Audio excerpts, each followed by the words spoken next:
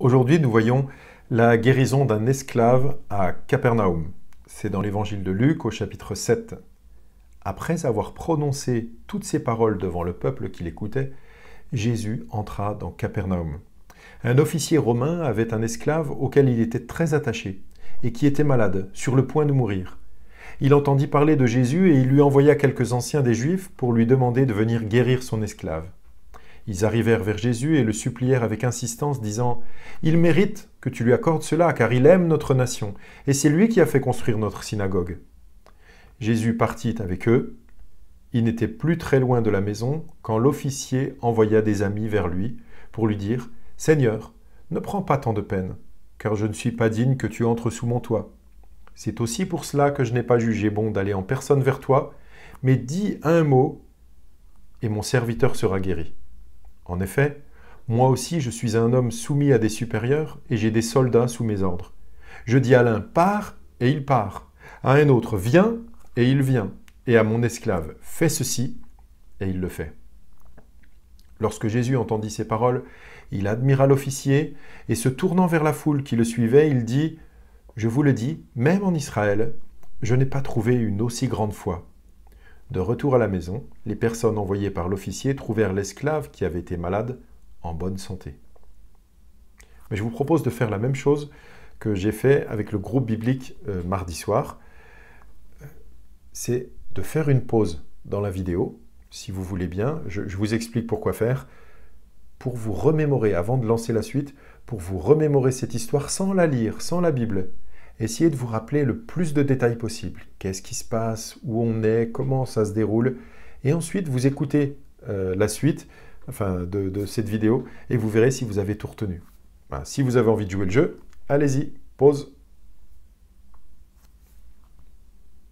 Bon, alors soit vous n'avez pas joué le jeu et vous avez envie de continuer, soit vous avez fait la pause et vous êtes prêt à écouter la suite. Vous vous êtes remémoré toute l'histoire. Eh bien, c'est un officier romain, donc, vous savez que le peuple d'Israël était occupé par les Romains à cette époque. C'est un officier romain qui avait un esclave. Il n'y a pas de jugement du tout sur le fait d'avoir des esclaves ou pas. Il en a un en tout cas. Mais c'est un esclave auquel il est très attaché, qui était malade et sur le point de mourir. Ça veut dire que c'était vraiment ça. Quelques heures peut-être ou quelques jours, cet esclave allait mourir. Et il n'a pas envie évidemment que son esclave meure. Il se trouve à Capernaum, qui est une petite ville au nord-ouest du lac de Galilée, donc au bord du lac. C'est une ville où il y a beaucoup de pêcheurs. C'est de là d'où sont sortis plusieurs des apôtres de Jésus. Et il a entendu parler de Jésus. La renommée de Jésus commence à être connue. Il fait des miracles, il a fait des choses extraordinaires. Et comme il a un serviteur, un esclave qui est sur le point de mourir, on sent qu'il a la foi en fait. Il a entendu parler de Jésus et il croit que Jésus est capable de guérir cet homme, son esclave. Alors il envoie des gens pour aller chercher Jésus. Mais vous remarquez, il n'envoie pas n'importe qui. Il n'envoie pas des esclaves. Il envoie les anciens des Juifs, des anciens, des responsables juifs de la ville. Et ces hommes, quand ils arrivent vers Jésus, font valoir les mérites de l'officier romain. Voici ce qu'ils disent. Ils disent « Il mérite que tu lui accordes cela, car il aime notre nation, et c'est lui qui a fait construire notre synagogue. » Tout cela est vrai. Il aime la nation, il a fait construire la synagogue. Quant à savoir s'il mérite, est-ce qu'on mérite quelque chose devant Dieu? On sait qu'en général, on ne mérite pas grand-chose, où on mériterait d'être puni pour nos fautes. Est-ce qu'on mérite vraiment une guérison? En tout cas, eux, ils la mettent en avant. Et Jésus se met en marche. Et il va vers le village, vers l'endroit où il se trouve en tout cas. Et là, l'officier romain envoie à nouveau des gens. Il ne rencontre même pas Jésus. Et il dit qu'il ne mérite pas que Jésus vienne sous son toit. Il dit non, je ne mérite pas. Il le sait en fait, un juif à cette époque-là ne devrait pas rentrer en tout cas dans une maison de non-juifs. l'officier romain n'est pas juif, donc Jésus ne devrait pas rentrer, sinon il risque d'être rituellement impur.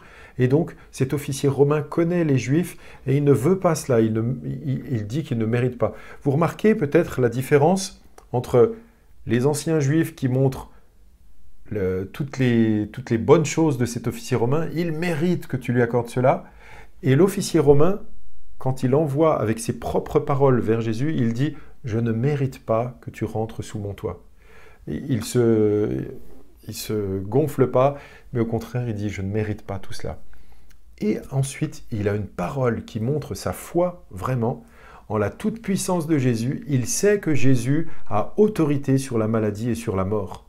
Il sait que, sans doute, il a compris que Jésus a toute autorité. Puisqu'il lui dit, en fait, c'est ça, j'ai des soldats sous mes ordres et moi aussi je suis soumis à des supérieurs. Et il dit, quand je dis fais ceci à un esclave, ben il le fait. Quand je dis viens, il vient. Quand je dis pars, il part. Donc en fait, ça veut dire ceux qui sont sous mes ordres, ils obéissent. Lorsque Jésus entendit ça, il a dit, je vous le dis, même en Israël, je n'ai pas trouvé une aussi grande foi. En fait, Jésus voit la foi de cet homme et juste après, la conclusion, c'est que cet esclave est guéri, en fait. Et c'est merveilleux de voir que la foi de cet homme a été louée par Jésus et il a été guéri. Enfin, son esclave a été guéri. Remarquez, on a lu juste les quelques versets qui suivent, alors on peut les lire ensemble, au verset 11. Donc on est toujours dans Luc au chapitre 7, verset 11. Le jour suivant, Jésus alla dans une ville appelée Naïn. Ses disciples en assez grand nombre et une grande foule faisaient route avec lui. Lorsqu'il fut près de la porte de la ville, voici qu'on portait en terre un mort, fils unique de sa mère, qui était veuve. Beaucoup d'habitants de la ville l'accompagnaient. En voyant la femme, le Seigneur fut rempli de compassion pour elle et lui dit « Ne pleure pas ». Il s'approcha et toucha le cercueil. Ceux qui le portaient s'arrêtèrent. Il dit « Jeune homme, je te le dis, lève-toi ». Et le mort s'assit et se mit à parler. Ça fait bizarre comme phrase, le mort s'assit et se mit à parler. Jésus le rendit à sa mère. Tous furent saisis de crainte et ils rendaient gloire à Dieu en disant « Un grand prophète a surgi parmi nous. Et Dieu a visité son peuple. » Cette déclaration sur Jésus se propagea dans toute la Judée et dans toute la région. Dans l'histoire qui précédait, un esclave était sur le point de mourir. L'officier romain a manifesté sa foi et Jésus a guéri cet esclave à distance parce qu'il a fait ce que l'officier romain a dit. Il a dit et la chose s'est accomplie. Il a pensé et la chose est arrivée. L'esclave a été guéri. Ici, il n'y a pas de manifestation de foi apparente. Il ne nous est pas dit que cette pauvre veuve qui avait perdu son fils unique a demandé quelque chose à Jésus. Elle n'a rien demandé, elle n'a pas exprimé de foi. Simplement, Jésus fut rempli de compassion pour elle. Il s'est approché du cercueil, il a dit à cette femme « Ne pleure pas ». Et ensuite, il s'est adressé tout simplement au mort. Et il lui a dit « Jeune homme, je te le dis, lève-toi ». Comme quoi, toutes les guérisons, toutes les résurrections de Jésus ne se manifestent pas de la même manière. Une fois, la foi est mise en avant, une fois, non. Que comprendre? On ne sait pas, en fait. Ce qu'il faut comprendre là, c'est peut-être que Dieu est souverain, il fait comme il veut, il fait ce qu'il veut, mais on est encouragé à avoir la foi tout de même.